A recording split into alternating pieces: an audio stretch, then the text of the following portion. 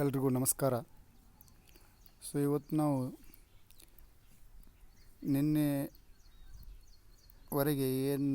ನಿನ್ನೆವರೆಗೆ ನಾವು stock turn over ratio ಬಗ್ಗೆ study ಮಾಡಿದ್ವಿ.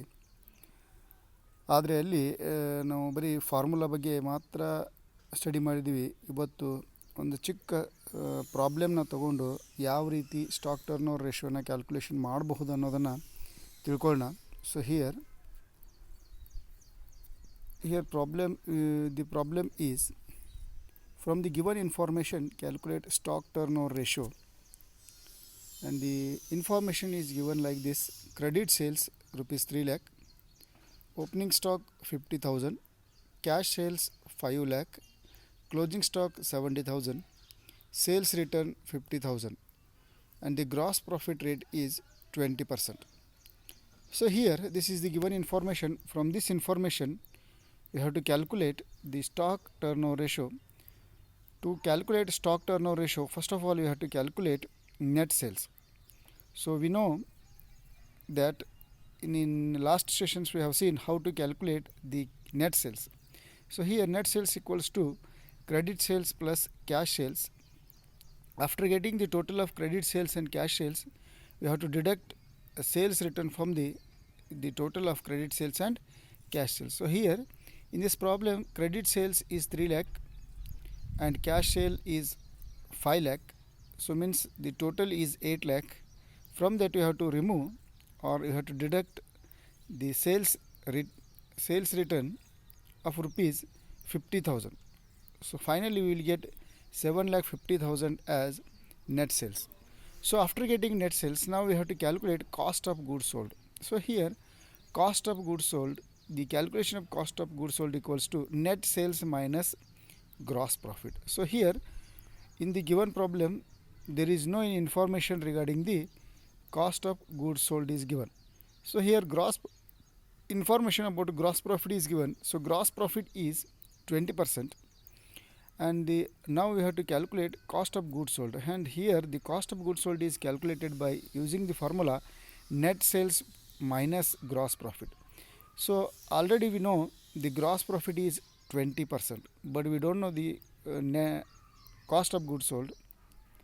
So here to calculate cost of goods sold, we have to assume that the net sale is 100, because here the gross profit rate is given, 20% rate is given, not amount is not given. Therefore you have to assume that the net sale is, assumption being 100, and the gross profit rate is 20%, so remaining is 80%, that is cost of goods sold. So here 80% of what? So 80% of net sale is cost of goods sold. So therefore you have to calculate cost of goods sold equals to, here net sale is 7,50,000. On that 80% you have to calculate, means you will get 6 lakh as cost of goods sold. Now after getting cost of goods sold, now we have to calculate average stock. So average stock is calculated by adding opening stock and closing stock. Here opening stock is given and the closing stock is also given, and the sum of opening stock and closing stock must be divided by 2 to get average stock. So here opening stock is 50,000 and closing stock is 70,000, and if it is, the total amount will become 1,20,000. So that 1,20,000 is divided by 2, means we will get 60,000 as average stock. So here after getting average stock, now it is very easy to calculate stock turnover ratio. So stock turnover ratio equals to cost of goods sold divided by average stock. So here cost of goods sold is already calculated at 6 lakh and the average stock is 60,000, means we will get 10 times. So stock turnover means the stock is replaced 10 times in a year. This means 10 times means the stock is replaced 10 times in a given period. So here next is debtors turnover ratio. So debtors turnover ratio, this ratio measures the accounts receivable. That is the what we have already did, the credit sales. From that we have to issue the amounts, that is trade debtors and bills receivable. In terms of number of days credit less during particular year, credit sales during the particular period. So here number of days of credit sales. So this is very important. So therefore debtors turnover ratio is calculated by using formula net credit sales divided by average debtors. Again, net credit sale you have to calculate. Only you have to calculate credit sales. We know the total sale equals to total sale is cash sales plus credit sales, but here only we need credit sales and average debtors. Average debtors means opening debtors divided plus closing debtors divided by 2. So here the standard credit period is maintained at 30 days. So standard credit period should be maintained at 30 days. If the credit period is more, then it indicates inefficiency, because when the credit sale is made, if you give more time to the creditors, so that collection period is, if it is more than 30 days, it shows the inefficiency of the firm. And if the credit period is less than 30 days, because if the amount is received, the trade receivables are received within 30 days, it indicates the concern is efficient. So therefore the firm has to maintain a minimum of 30 days period as credit period. So here average collection period. So this average collection period is also known as debtors collection period. So debtors collection period, it may be in days or in weeks or in a months. So therefore average collection period or debtors collection period is calculated in 3 ways. First one, average collection period in month. If it is in month, so here we have to take or consider the number of months in a year. So here 12 months in a year, so divided by debtors turnover ratio. Already we have calculated debtors turnover ratio, and here we have to the number of days, that is 365 days, is divided by the debtors turnover ratio. If it is in days, 365 you have to take in month, 12 months you have to take, and if it is in weeks, so 52 weeks are to be considered for calculation of debtors collection period. So here debtors or average collection period equals to debtors divided by credit sales into number of days in a year. So like this we have to calculate the average collection period. So if you take a simple problem and solve or try to calculate average collection period, so you have to calculate both the things. First one, you have to calculate debtors collection period, and second you have to calculate the average collection period. So debtors turnover ratio and average collection period, both you have to calculate here. So therefore first of all we will calculate the debtors turnover ratio.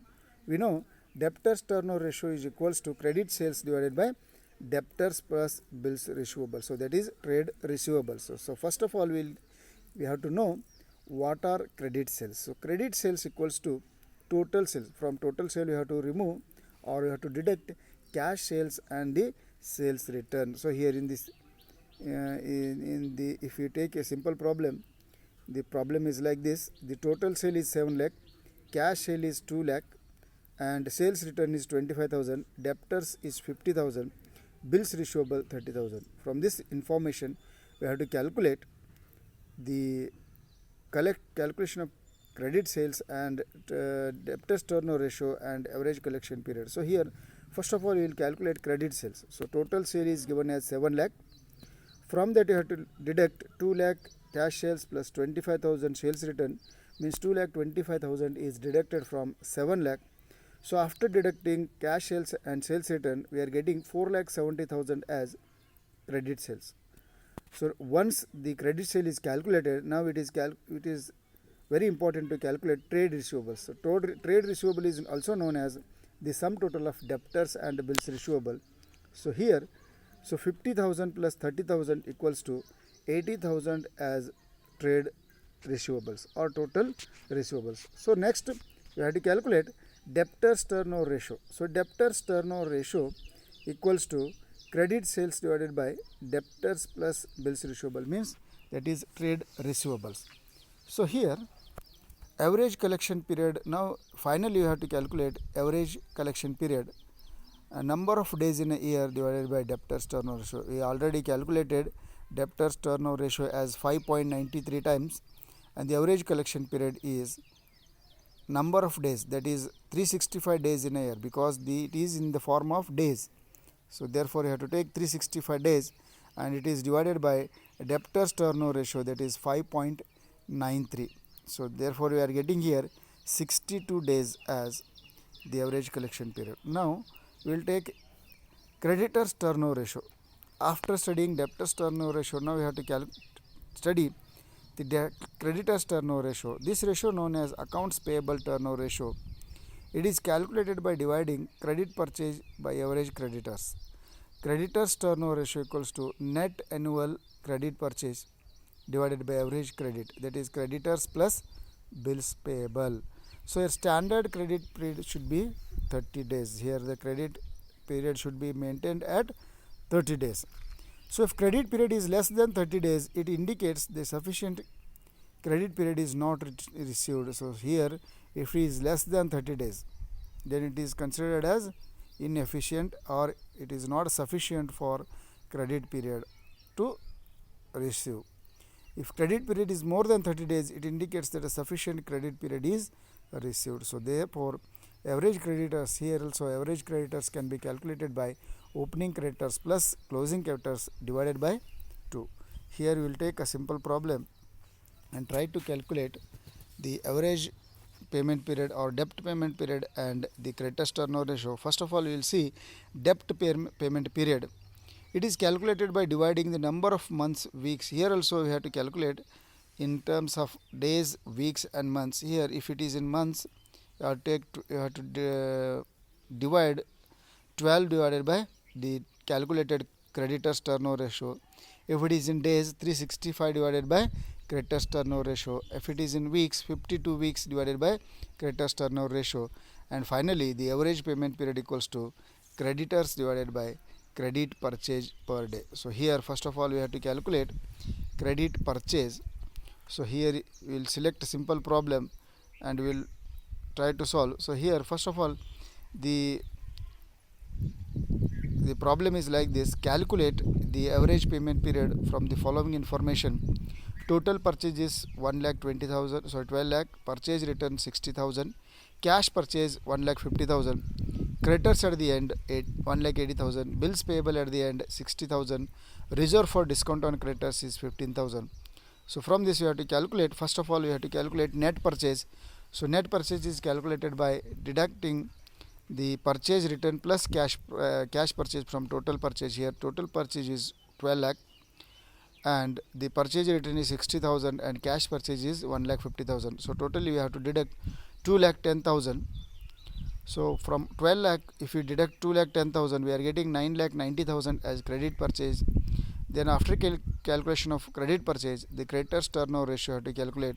Here the creditors turnover ratio is calculated by dividing net purchase divided by trade payables. So here net purchase is 9,90,000 and the trade payable is 1,80,000 is creditors and 60,000 is the bills payable. So total 2,40,000. So here 9,90,000 is divided by 2,40,000. The creditors turnover ratio will get as 4.125 times. So here after getting the creditors turnover ratio, now it is turned to calculate the average collection period. So here average collection period is given in terms of days. So therefore already we know that if it is given in days, so you have to take 365 days for the calculation, and the 365 days is divided by the creditors turnover ratio, that is 4.125 times.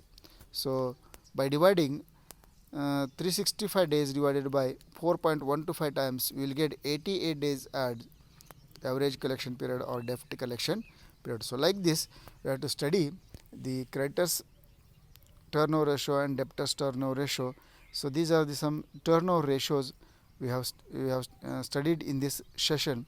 I hope you all understood. Thank you.